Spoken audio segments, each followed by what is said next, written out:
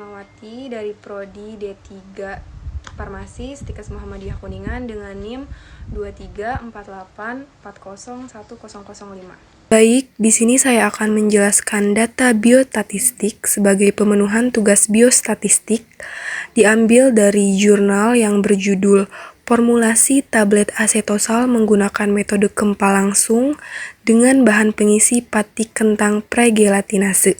Diambil dari Journal of Healthcare, Technology and Medicine volume 6 nomor 1 April 2020 Universitas Ubudiyah Indonesia.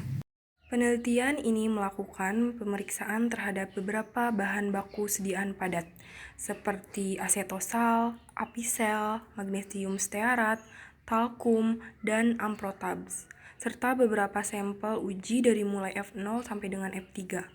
Pemeriksaan dilakukan berdasarkan 3 parameter utama, yaitu organoleptis, pengamatan fisik, kelarutan, dan laju alir. Yang pertama, organoleptis, seperti warna, bentuk, dan bau. Mayoritas bahan memiliki warna putih, menunjukkan keseragaman secara visual. Bentuknya didominasi oleh serbuk halus hingga sangat halus, yang sesuai untuk penggunaan dalam tablet dan bedak. Untuk bau, sebagian besar bahan seperti asetosal dan sampel F0 sampai dengan F3 memiliki bau asam, sedangkan bahan lain seperti amprotabs dan talkum tidak berbau.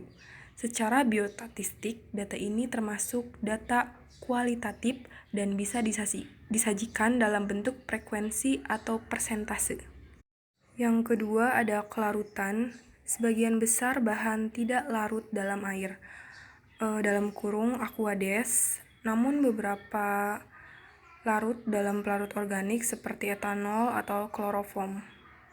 Amprotabs adalah satu-satunya bahan yang larut dalam aqueous pada perbandingan 1:10. Ini menunjukkan bahwa dalam formulasi, pemilihan pelarut harus disesuaikan dengan sifat masing-masing bahan. Data kelarutan termasuk data nominal dan bisa diolah secara statistik untuk melihat proporsi bahan yang larut atau tidak larut. Yang ketiga ada di laju alir. Laju alir penting untuk mengetahui kemampuan bahan mengalir yang mempengaruhi pada proses pencetakan tablet.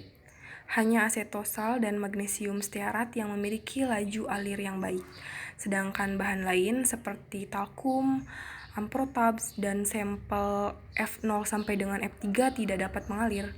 Laju alir termasuk data ordinal karena memiliki tingkat baik, buruk, dan tidak mengalir, dan bisa dianalisis menggunakan statistik deskriptif ordinal. Jadi bisa diambil kesimpulan dari 2 tabel di atas bahwa umumnya homogen dalam warna dan bentuk. Terdapat variasi pada kelarutan dan laju alir yang penting untuk propersi formulasi. Data ini cocok dianalisis menggunakan statistik deskriptif sederhana seperti frekuensi, persentase, dan jika diperlukan analisis hubungan antara parameter, misalkan chi-square untuk hubungan bau dan bentuk. Selanjutnya bisa rekan-rekan lihat pada layar saya tampilkan gambar 1 dan gambar 2. Di sini terlebih dahulu saya akan menjelaskan gambar 1, yakni laju alir evaluasi masa Kempa dari mulai F0, F1, F2, dan F3. Jenis datanya sendiri yaitu kualitatif numerik kontinu atau laju alir dalam gram per detik. Hasil statistik deskriptifnya sendiri ada di F0 itu sama dengan 0,0 gram per detik atau tidak mengalir. F1 itu di 11,5 gram per detik, F2-nya di 11,4 gram per detik, dan F3-nya di 11,6 gram per detik. Selanjutnya ada analisis biostatistik. Formula F1 sampai dengan F3 memenuhi standar laju alir yang baik karena lebih dari 10 gram per detik.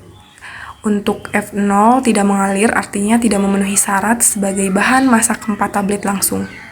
Laju alir tertinggi terdapat pada F3 yaitu 11,6 gram per detik, sedangkan terendahnya yang masih layak adalah F2 di 11,4 gram per detik. Data ini cocok untuk dianalisis lebih lanjut menggunakan MEANS, standar deviasi, atau uji beda. Misalkan ANOVA jika ingin mengetahui signifikan antara formulanya. Selanjutnya di gambar 2, yaitu sudut istirahat evaluasi massa Kempa F1, F2, F3, dan F0. Jenis datanya sendiri di gambar 2 ini kualitatif numerik kontinu sama atau sudut istirahat dalam derajat. Hasil statistik deskriptifnya sendiri F0-nya itu di 0 derajat atau tidak dapat diukur. F1-nya itu di 25,79 derajat, F2-nya di 25,99 derajat, dan F3-nya di 25,55 derajat. Analisis biostatistiknya, semakin kecil sudut istirahat, semakin baik sifat alir suatu serbuk. Semua formula dari mulai F1 sampai dengan F3 memiliki sudut istirahat kurang dari 30, yang berarti sifat alirnya baik menurut standar farmaseutika. Untuk formula F3 memiliki sudut istirahat paling kecil di angka 25,55 derajat, menandakan sifat alir paling optimal di antara yang diuji lainnya. Untuk F0 sendiri tidak dapat diukur karena massa tidak mengalir atau konsisten dengan data pada gambar 1. Jadi dapat disimpulkan dengan pemaparan saya barusan bahwa dua gambar di atas itu kesimpulannya yakni F1 sampai dengan F3 secara biostatistik menunjukkan sifat alir yang baik berdasarkan dua parameter kuantitatif, laju alir dan sudut istirahat. Untuk F3-nya merupakan formula dengan sifat alir terbaik, dan data ini dapat diproses lanjut menggunakan analisis variasi ANOVA untuk melihat perbedaan signifikan antara formula. Lanjut ke gambar ketiga, di sini tentang konversibilitas evaluasi massa Kempa F0, F1, F2, dan F3. Jenis datanya sendiri yaitu kuantitatif numerik kontinu. Konversibilitas dalam persentase persen. Hasil statistik deskriptifnya sendiri F0 itu di 10,01%, F1-nya itu di 12%, F2-nya di 9,8%, dan F3-nya di 8,6%. Jadi analisis biostatistiknya itu konversibilitas mencerminkan kemampuan serbuk untuk memadat saat ditekan. Jadi semakin tinggi nilai konversibilitas, semakin baik kemampuan serbuk membentuk tablet yang padat dan seragam nantinya. Untuk F1 itu menunjukkan nilai konversibilitas tertinggi dengan angka 12,00% yang mengidentifikasi bahwa sifat pemadatannya itu baik. Dan untuk F3 memiliki konversibilitas paling rendah di angka 8,6%, menunjukkan bahwa formula ini paling sulit dipadatkan. Jadi nilai-nilai ini dapat dibandingkan lebih lanjut menggunakan analisis ANOVA satu arah untuk melihat apakah perbedaan antara formula signifikan secara statistiknya.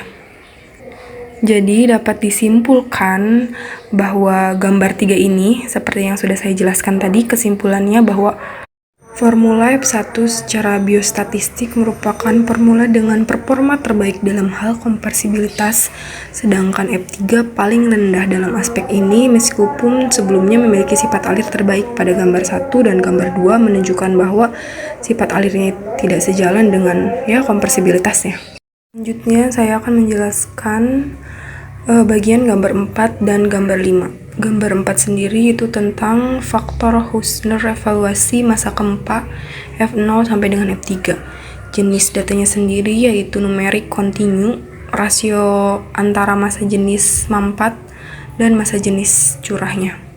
Hasil statistik deskriptifnya itu F0 di 1,10, F1-nya di 1,14, F2-nya di 1,07, ini terkecil ya, dan F3-nya di 1,09. Analisis cara biostatistiknya sendiri, nilai faktor Hund ideal sekitar antara 1,00 sampai dengan 1,25, di mana semakin mendekati 1 menunjukkan sifat alir yang semakin baik. Formula F2 memiliki nilai Hund paling rendah ya di 1,07, mengidentifikasikan bahwa sifat alirnya ini terbaik. Secara teoritis, formula F1 memiliki nilai tertinggi di 1,14 meskipun masih dalam batas ideal. Jadi dapat disimpulkan bahwa semua formula memenuhi syarat standar. Secara statistik deskriptif itu di F2 unggul dalam sifat alir dibandingkan dengan formula lainnya. Lanjut di gambar kelima, atau susut pengeringan evaluasi masa Kempa dari mulai F0 sampai dengan F3. Jenis datanya sendiri ini numerik kontinu, persentase kehilangan berat karena penguapan ya. Hasil statistik deskriptifnya sendiri F0 itu di 6,94%, F1-nya di 7,34%, F2-nya di 7,53%, dan F3-nya di 7,63%. Ini tertinggi ya. Analisis secara biostatistiknya sendiri, susut pengeringan menunjukkan jumlah air atau zat mudah menguap yang hilang. Nilai ideal umumnya lebih dari 8% berdasarkan standar farmakope. Semua formula berada dalam rentan aman. F0-nya sendiri memiliki nilai susut terendah di 6,94%, menandakan stabilitas kelembapannya ini terbaik. Dan F3 ini tertinggi ya, di 7,63%, namun masih tergolong stabil, dan dapat disimpulkan bahwa tidak ada perbedaan ekstrim, tapi F0 lebih unggul dalam kestabilan terhadap pengeringannya sendiri. Selanjutnya di gambar 6 dan gambar 7. Gambar 6 sendiri ini mengenai distribusi ukuran partikel, persen frekuensi evaluasi masa Kempa dari mulai F0, F1, F2, dan F3. Jenis datanya sendiri yaitu data distrik kontinu, ukuran partikel dalam mikrometer dengan distribusi frekuensi persentase.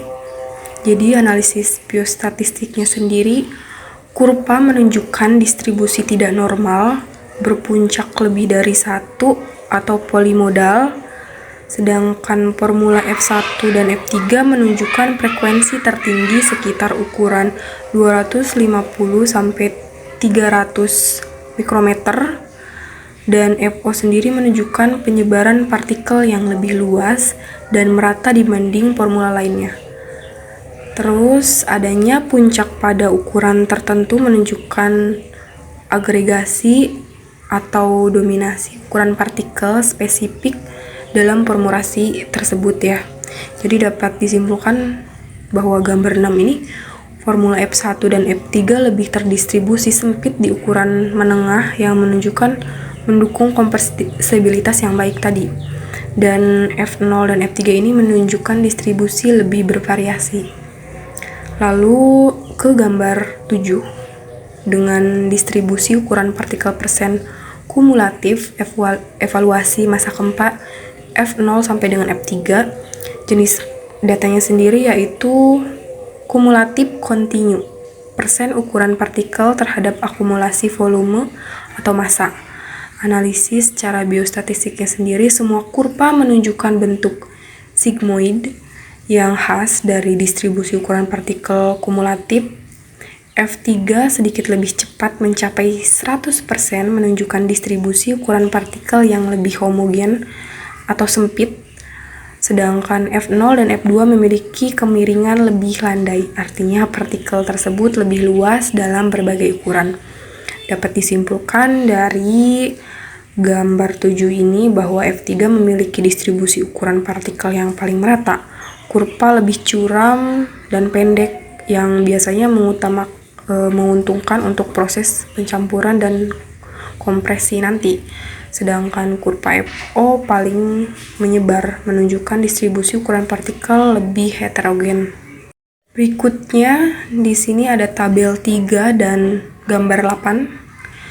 Gambar 8 dan tabel 3 evaluasi tablet asetosal dengan pati kentang pregelatinase sebagai bahan pengisi. Jenis datanya sendiri yakni kualitatif kontinu, rata-rata bobot, diameter, tebal, kekerasan, dan variabilitas. Terdapat nilai rata-rata simpangan bakunya SD-nya yang mengidentifikasi penyebaran data. Lalu analisis biostatistiknya, bobot tabletnya dari keempat formula yaitu F0 sampai dengan F3 berkisar antara 212 sampai 217 mg dengan simpangan baku kecil kurang lebih 5 sampai 7 mg menunjukkan homogenitas bobot yang baik.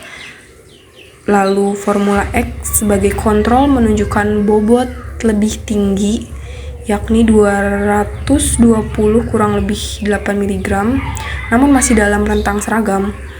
Lalu kekerasan tabletnya tertinggi pada FO yakni mencapai 34,3 kurang lebih 6,2 N dan terendahnya di F1 di 30,8 kurang lebih 1,5 N. Formula X sebagai kontrol paling kuat di 41,6 kurang lebih 6,6 N. Selanjutnya variabilitasnya di kerapuhan ya tertinggi pada F1 di 5,68% dan terendahnya itu pada kontrol X di angka 0,91%. Nilai di atas 1% umumnya dianggap kurang stabil, menunjukkan formula F1 sampai dengan F3 ini belum optimal. Jadi dapat disimpulkan dari tabel 3 dan gambar 8 tadi ya teman-teman bahwa semua formula dari mulai F1 sampai dengan F3 ini memiliki bobot dan ukuran tablet yang relatif konsisten.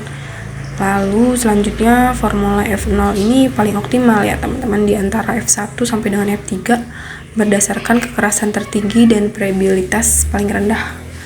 Lalu untuk formulasi X sendiri dengan Avicel masih menjadi standar ideal ya karena memiliki nilai kekerasan tertinggi dan variabilitas yang terendah. Dari sudut pandang statistik farmakokinetik ini ya perlu dioptimasi bahwa formula pregelatinase pati kentang agar mendekati performa yang Avicel tadi.